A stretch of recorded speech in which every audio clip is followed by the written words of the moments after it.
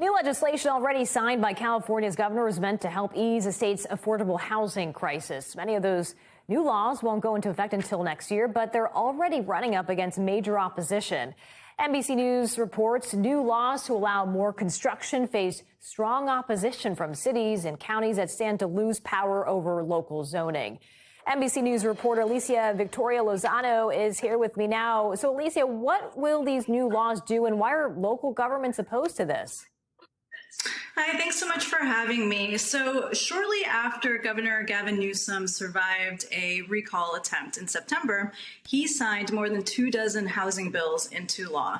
And among the most controversial is something called Senate Bill 9, which would essentially allow property owners to create up to 4 additional units on their properties. And that includes areas that were previously zoned for single-family homes. And that really gets to the crux of the issue with Bill 9.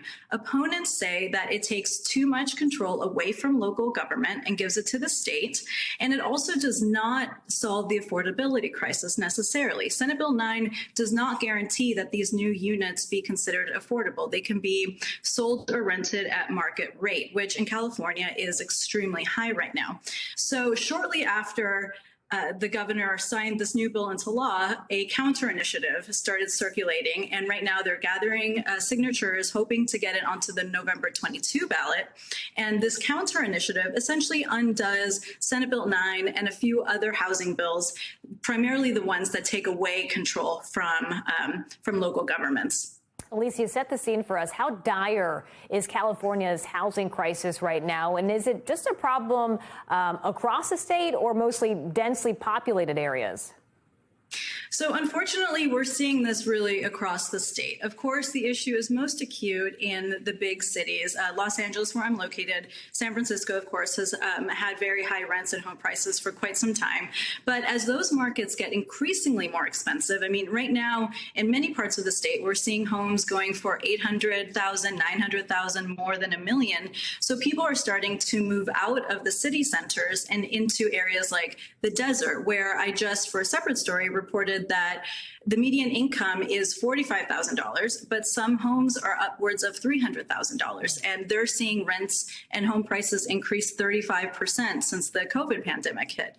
So it's really becoming now a statewide issue, and opponents and both proponents of these housing bills really want to see the state fix the affordability issue, but also the supply issue. So there's sort of this nexus of these two things coming together at the same time.